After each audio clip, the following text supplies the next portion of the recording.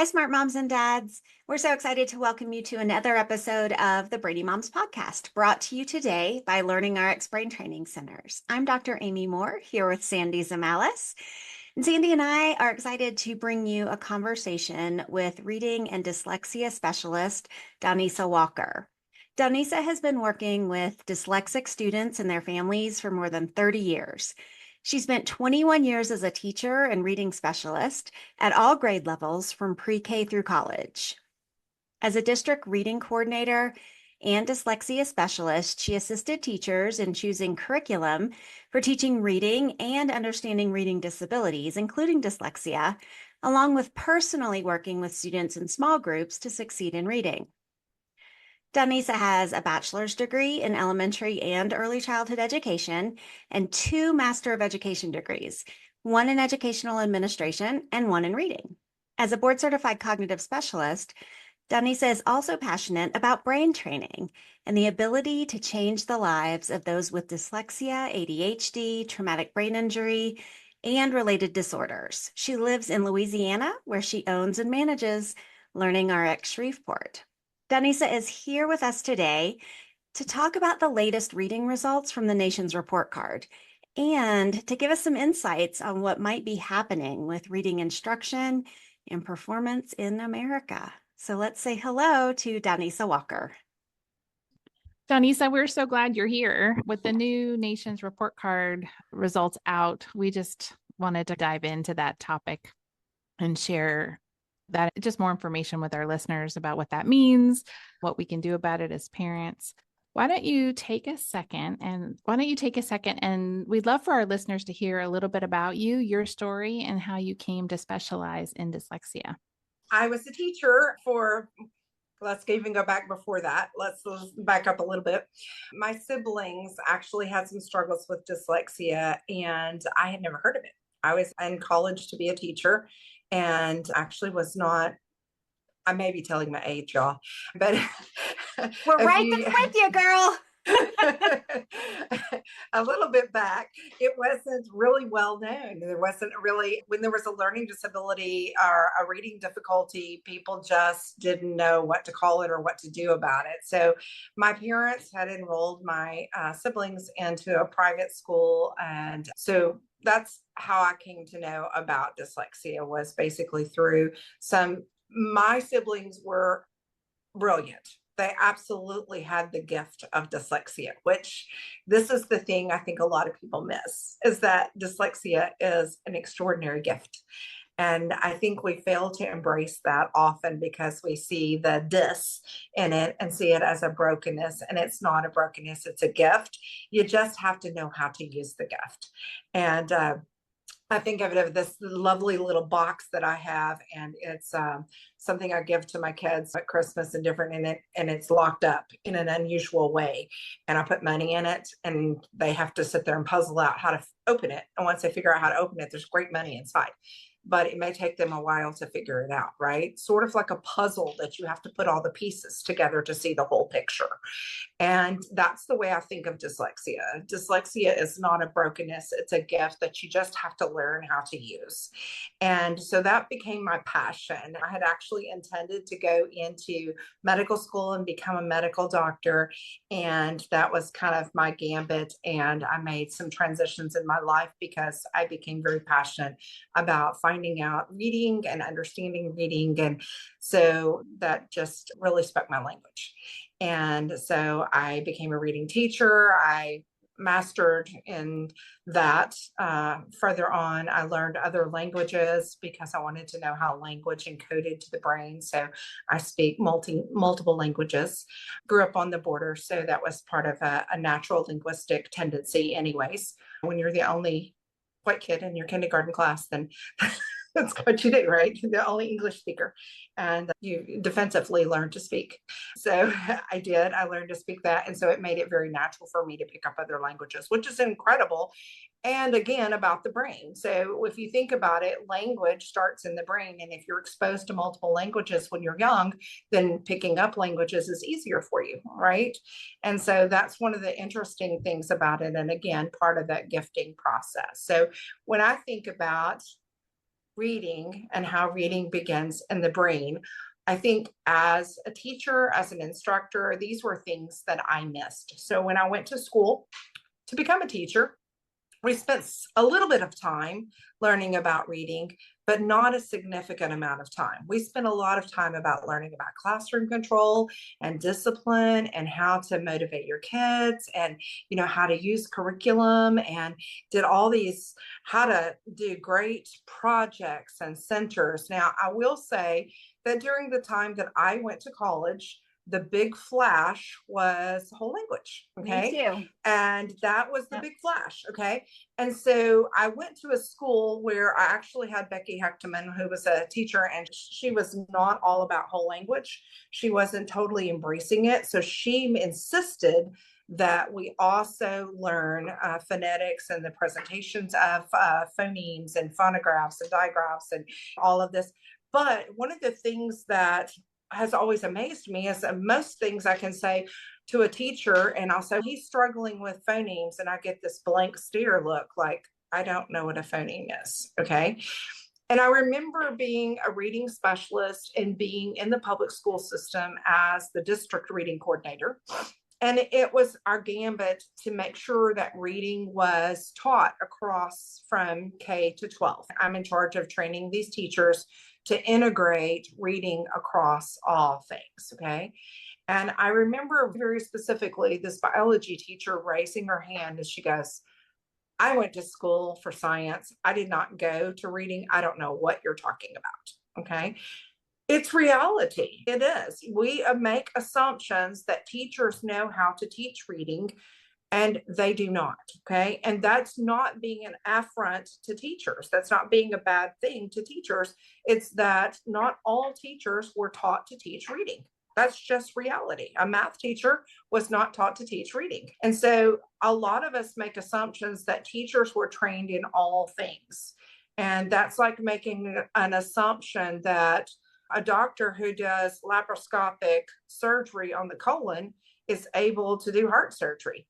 It's not going to happen. That's not where their specialty or their strength is. And so I think we have to embrace the fact that reading for all teachers is not what they know. Okay. And so they know if they know how to read, but they don't know how to teach that reading.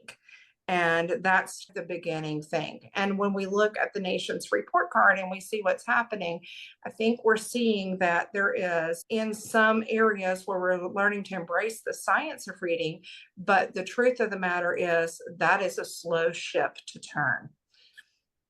Yeah. I was taught 35 years to turn 35 years. That's my lifetime, right? As far as a teacher. Right.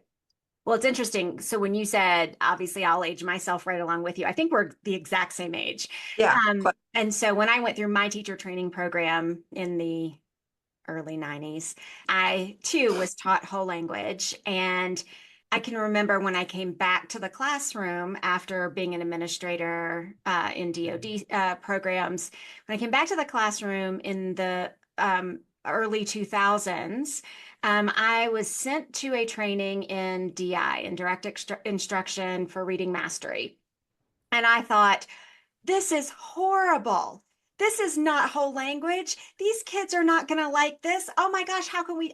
I was losing my mind over the fact that can't we just immerse them in print-rich environments and read them lots of books and they're going to, through osmosis, learn to read. Why are we torturing the kids with this cadence? And I didn't know what I didn't know at the time because that isn't what I was taught. I was not taught to teach that way. So why all of a sudden, right? But what I know now is that pendulum had swung way too far away from what we know about how the brain learns to read. And we were pulling it back in, right? But we were pulling it back in, kicking and screaming. And I think that's exactly it. So I think that there needs to be some grace for teachers in understanding that this is all new to many of them also.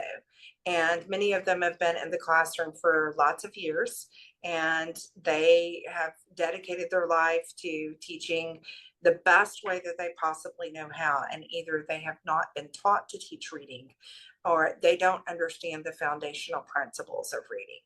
And I think that's a really important aspect that we need to look at and understand.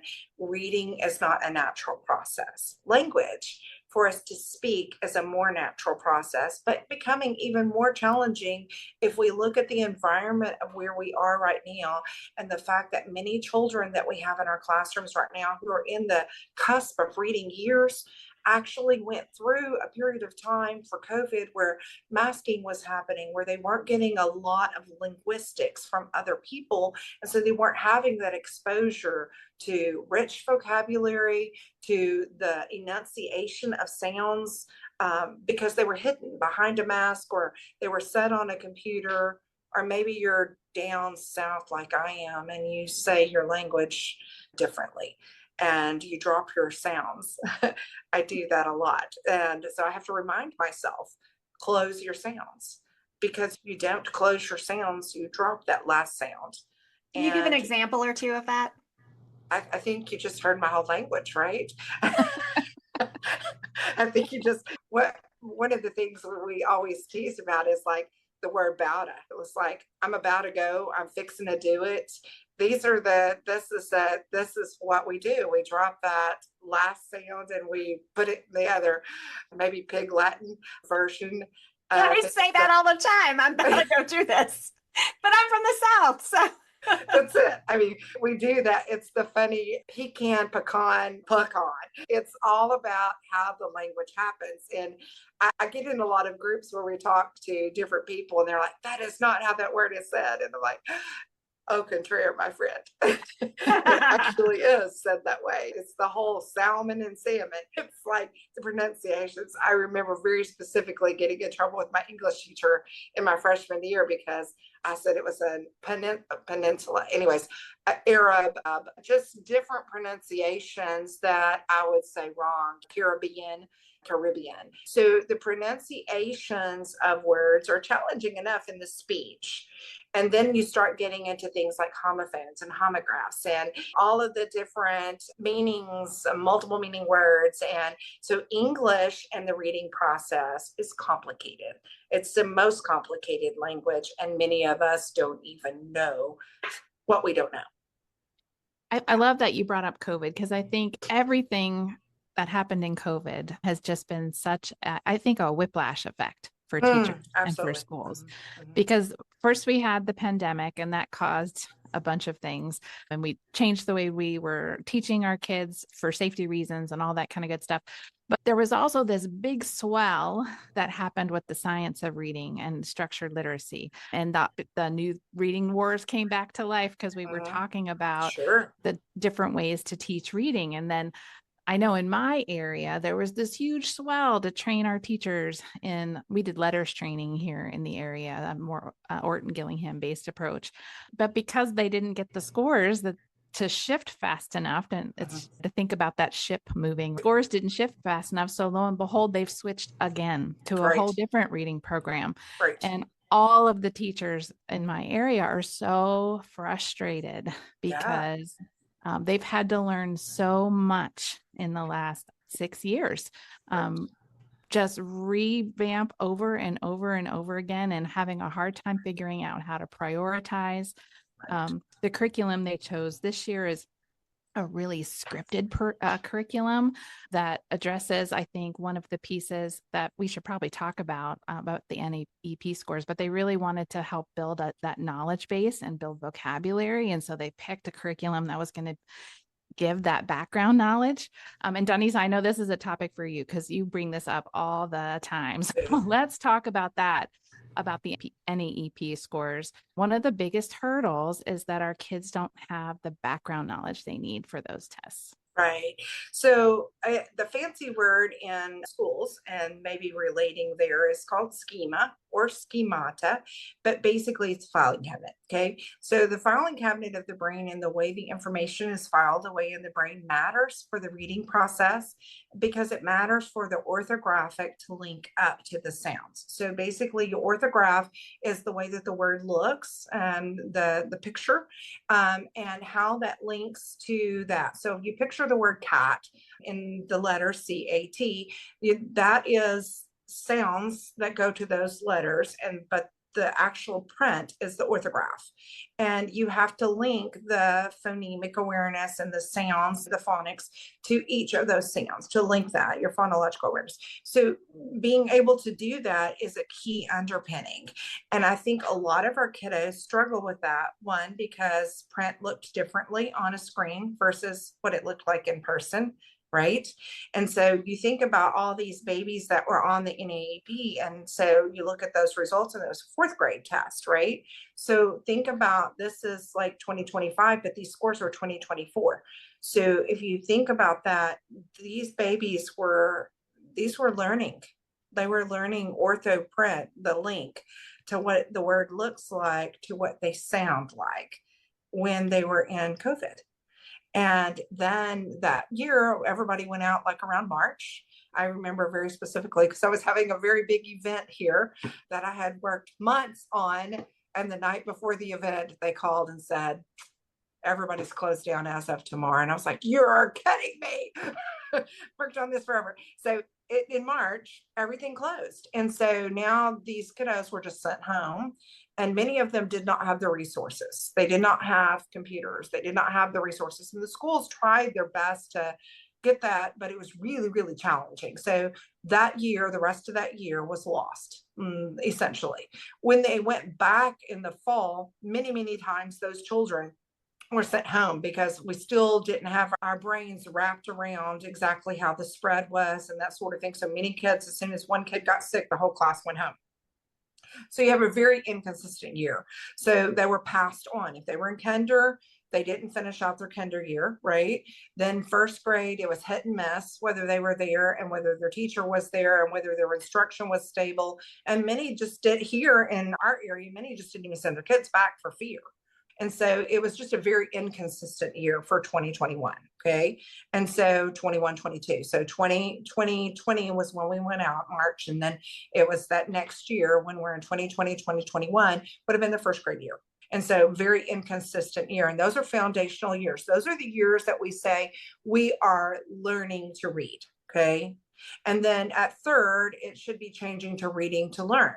But if you never had your foundations of learning to read, then you basically start trying to create that. So really great brains, smart brains, try to create a pathway around that. And what's the most natural pathway?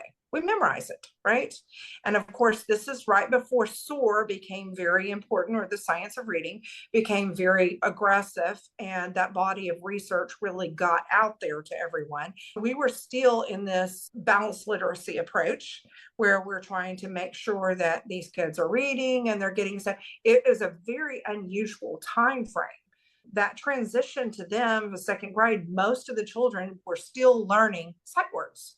That was still the big push, was memorize sight words. And so word families and fall into those patterns, ice, bice, kais, rice, and learn to read in that pattern. And while there is some good to that, it does create a abnormality in the way that the brain learns to link orthographics to the phonemic awareness and the phonological. So I think that had a big factor to it. Okay. And so when we get into looking at their test scores, and okay, there is not only did we not have growth, but we actually went backwards.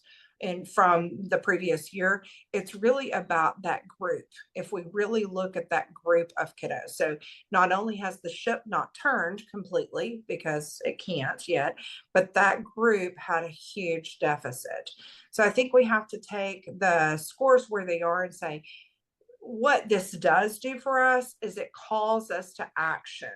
Really, it's not about saying what did or didn't happen. It's not really about an excuse. My dad always said an excuse is a skin over reason stuffed with a lie.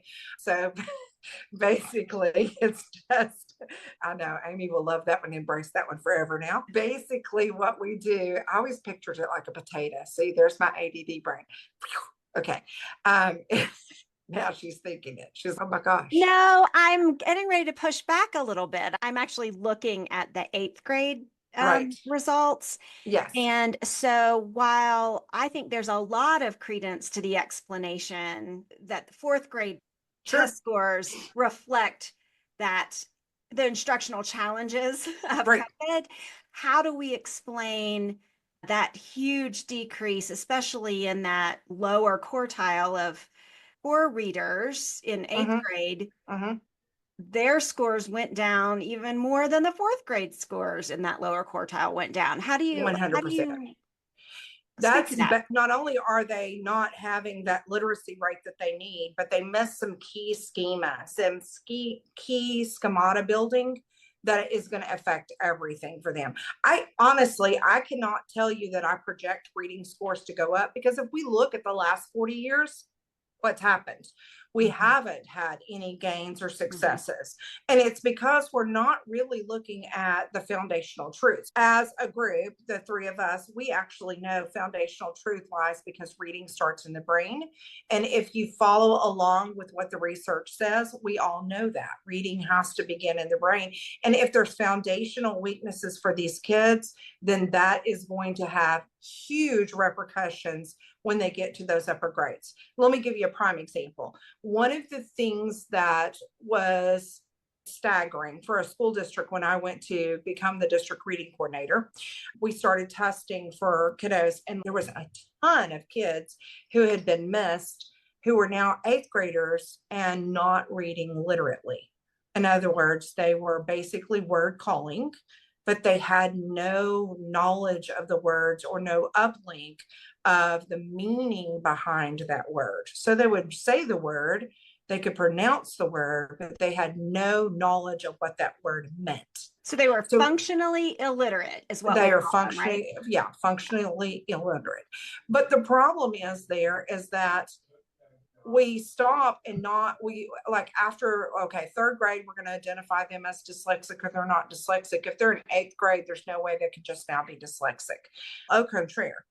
That is where we see a lot of stealth dyslexia. And stealth dyslexia means that's been there all along. It was just missed because the child used the gift and creatively learned to work around.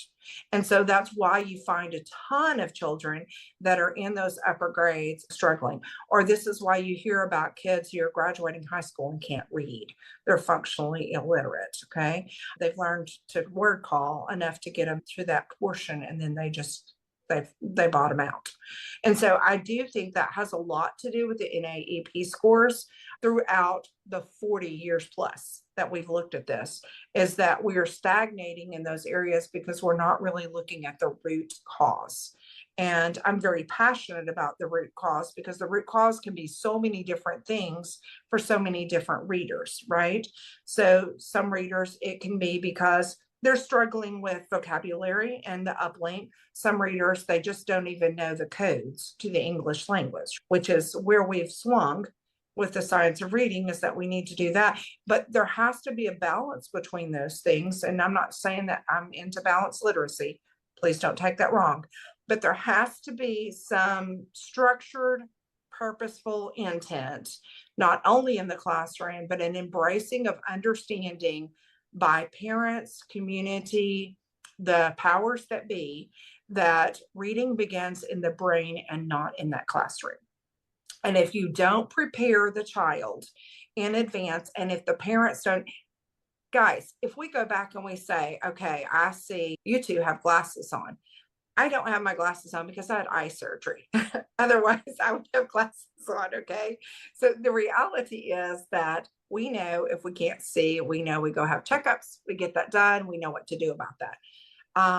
We have trouble with our teeth, we go to a dentist, okay?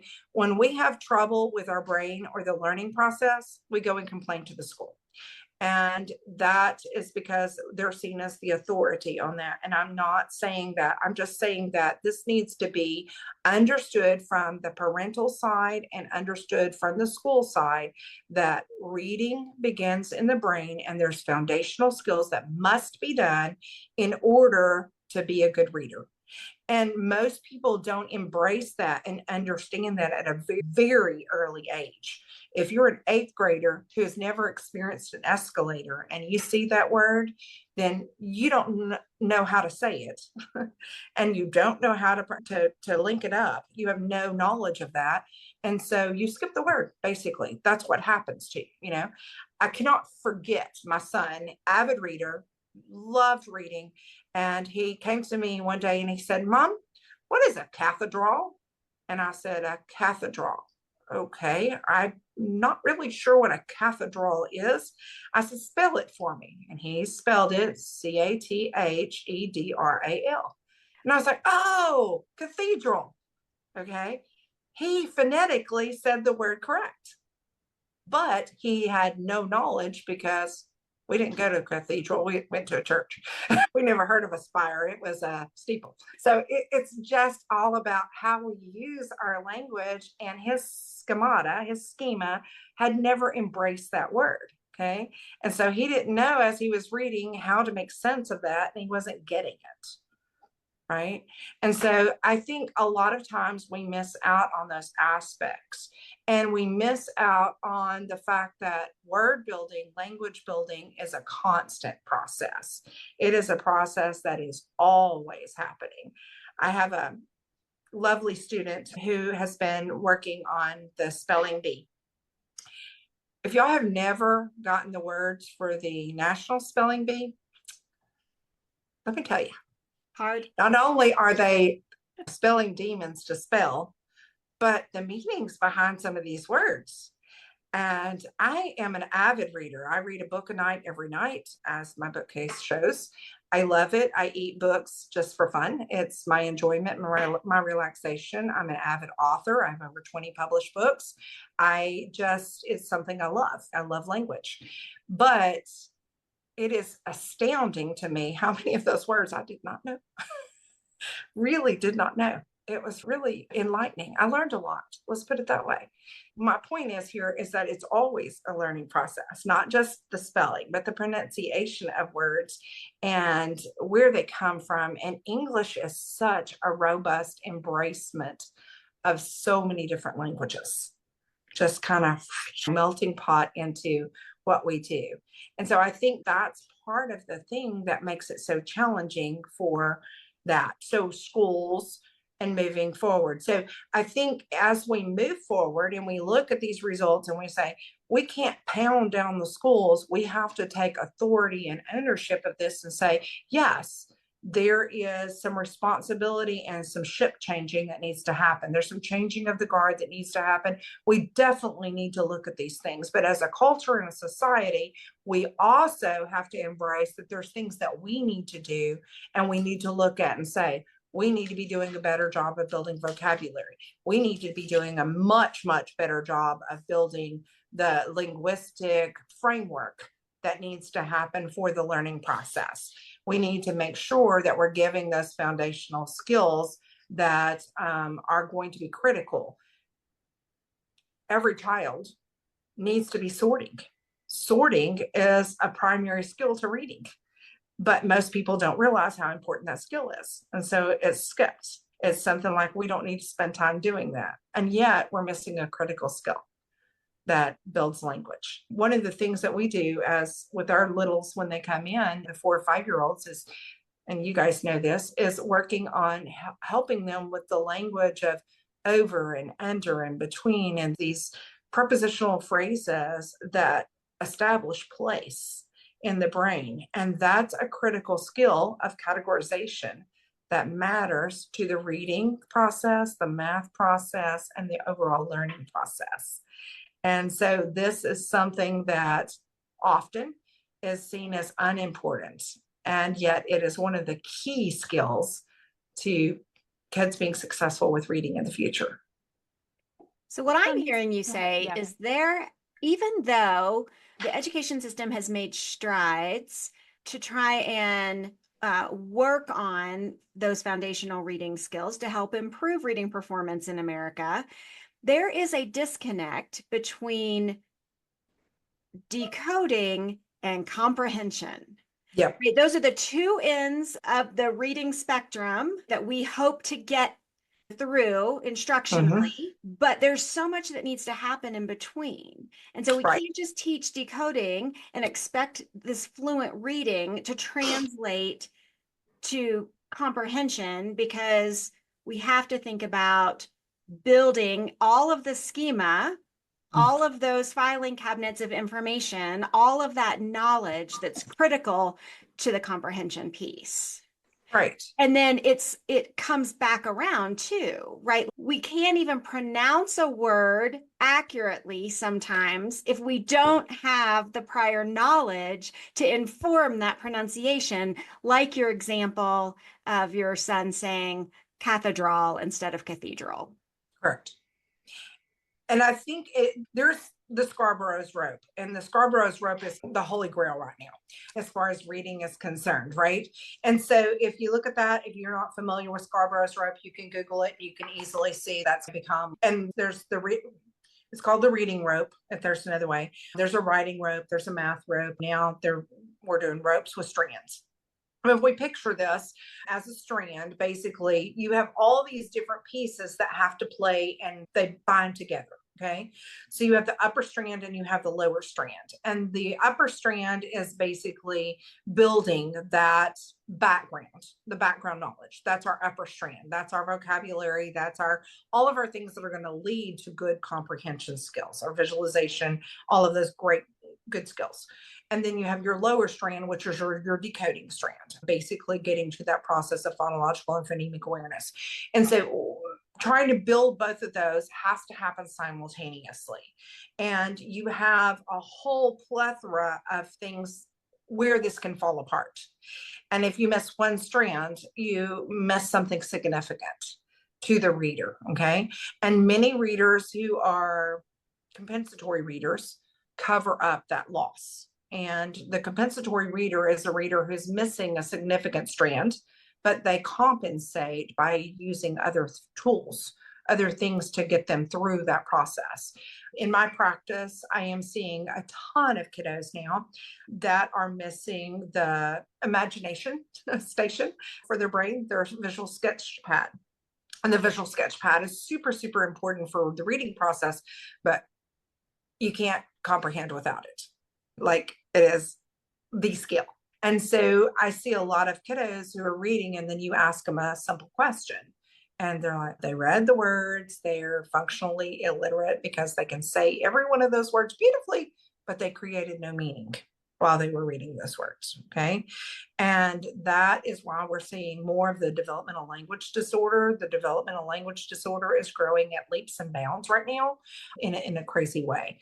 And I know that's not our topic that we're discussing today, but it feeds into why our scores continually have this tight ship that we just cannot get up. We cannot get that rope up because we're not putting all the pieces in play that need to be in play. And if you don't put all those different pieces into play in an effective manner, and if you script too much, as Sandy was mentioning, if you get too much scripting, then you don't teach deep, you teach shallow. And then there's never that experience. And that, I think that's, my daughter-in-law is a teacher, a third grade teacher, and her scores were like some of the best in the state.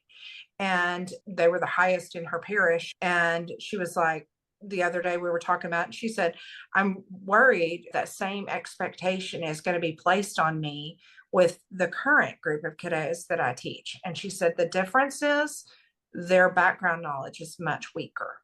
And so as they go to third graders to test, they're going to have a harder time because their background knowledge is very weak. And I don't have the time to teach deep.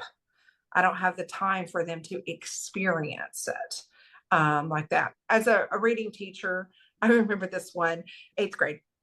I was teaching Anne Frank and teaching the Diary of Anne Frank. And I literally made my class experience it, really experience it. It was intense. I got the whole school on board. I had the kids draw to see what type of person that they were. I really made them experience it. It was something. And to the effect that the news came out because some people got upset, which you could see, okay? The understanding of it was that this is a deep experience. So over the years, I've seen a couple of my students who are now grown, and I never have forgotten that. That ingrained me so deeply that I've never forgotten that. Teachers don't have that opportunity right now to teach that deep. Our parents need to understand that they're going to have to be building that vocabulary very deep. What the nation's report card is telling us is that we're not addressing the foundation where it needs to be. We have got to go out and we have got to get some of these machines, basically, and we've got to dig deeper. We've got to get down to the bedrock. And if you don't get down to the bedrock, you're just creating potholes for the future. Okay, because you're leaving big old chunks of information out, or rocks that are going to be messed up, and it's going to cause issues down the path in that process. One of the things we have to embrace is that there's advantages to technology and AI, and there's disadvantages. And we need to understand where those are and embrace those that are there. And we need to also understand where the potholes are with technology, and we need to be scaffolding for that. We need to be building the pieces in place that can help us make that difference. Because if we're not going to get to this foundational issue, if we're not going to make the changes that are necessary, then this is going to be a perpetuation of weakness across the board. And now, with politically and a lot of the changes that are happening across our country, with children being pulled and put into private schools and things like that. Like here in Louisiana, the Louisiana Gator Scholarship was just introduced, which I think is amazing. It's a great process because it allows children here in our state to be able to take, our parents to be able to take monies through a scholarship and use for services for intervention for their child. So basically, they're getting a card where they can choose and create their own child's educational journey. I think that's powerful. I think we also have to help parents understand that every parent, like it or not, is a homeschool parent. Okay, here we go. You choose. Are you concerned about your child's reading or spelling performance? Are you worried your child's reading curriculum isn't thorough enough? Most learning struggles aren't the results of poor curriculum or instruction. They're typically caused by having cognitive skills that need to be strengthened. Skills like auditory processing, attention, memory, and processing speed. LearningRx one-on-one brain training programs are designed to target and strengthen the skills that we rely on for reading, spelling, writing, and learning. LearningRx can help you identify which skills may be keeping your child from performing their best. In fact, we've worked with more than 125,000 children and adults who wanted to think and perform better. They'd like to help you get your child on the path to a brighter and more confident future. Give LearningRx a call at 866-BRAIN01 or visit learningrx.com. That's learningrx.com. I think that's a great segue, because I was sitting here thinking, I'm not sure, as you were talking about your daughter-in-law's struggle of not being able to teach deep, that is not because she doesn't have the capability. That is because that is the nature of the education system, right? It just does not allow us, it does not allow teachers the luxury to go deep. And the so, time. So then, is the school system even capable of fixing this problem, or will this fall on a supplemental educational intervention and the parents? Is that the only way to fix this problem? I think it is. I think we have to embrace the reality as parents that we are ultimately responsible for our child's educational prowess. Educational prowess varies from family to family. Educational attainment, what you put your value system on, varies from family to family, right? My husband was a game warden, and he grew up in game and fish and that type of thing. One of the things that was really important to him was that our boys knew everything there was to know about every animal out under the sun. Okay. I can tell you how many laughing experiences that we've had about flying squirrels, because I know nothing. I've been married to this man for 28 years. And I can tell you, I'll hear a sound. I'll say, "What is that?" He'll say, "It's a such and such duck." And I'm like, okay, he knows the sounds of animals. And I have no ability to do that. Okay. What I'm saying is that it's impossible for one person, teacher, school, whatever, to build that schema for every single child. You cannot ever do that. I remember being an 8th grade teacher, and I had this sweet little girl, and she came into the classroom one day and she said, Miss Walker, I have no idea why in the world people are going to go stand around that board outside at 6 o'clock tonight. And I said, Marie, what are you talking about? And she said, it says school board meeting at 6 p.m. tonight. Bada bing. Yep. That's where she understood nothing about what a school board was. But there was a board outside that said school board meeting tonight at 6. Lack of knowledge, lack of schema. She knew what the word board meant, but she didn't know what the board meant in that context. And I think this goes back over and over of the responsibility of us as a society to build those critical skills for kids, but also for parents to embrace that every parent has the responsibility of educational attainment for their child to be at the level that they want to be. And that's what you have to drive that bus. You have to think of the school and the different components, the extracurricular, the supplementary education services, the tutorials, all the different organizations like Learning RX that you partner with as your responsibility. You do not think that it is the school's responsibility to make your child's teeth straight. You do not think it is your child's responsibility to go to school and be able to make good choices about everything if you don't teach them to make those good choices. But yet you'll blame that on the teacher and on the school. You have to take that ownership. And I think that's the shift that we have to take as our brain and our responsibility. Wow.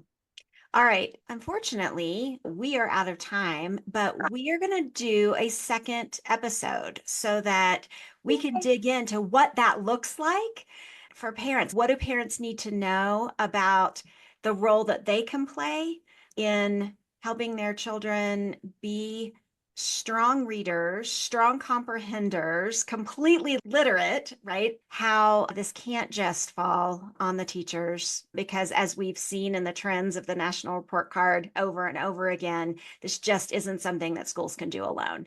Correct. Nor should they. Right. From what I'm also hearing you say. You're going to have to tune in to our next episode to find out part 2 on what we can do about all of this. So listeners, thank you so much for being with us today. If you liked our show, we would love it if you would leave us a 5-star rating and review on Apple Podcasts so that we get ranked higher, and getting ranked higher means we can reach more parents like you guys. We'd love it if you would follow us on social media. We are at the Brainy Moms on Instagram and Facebook. If you'd rather see our faces, you can find us on YouTube at the Brainy Moms. And that is all the smart stuff that we have for you today. We hope you feel a little smarter. We're going to catch you next time.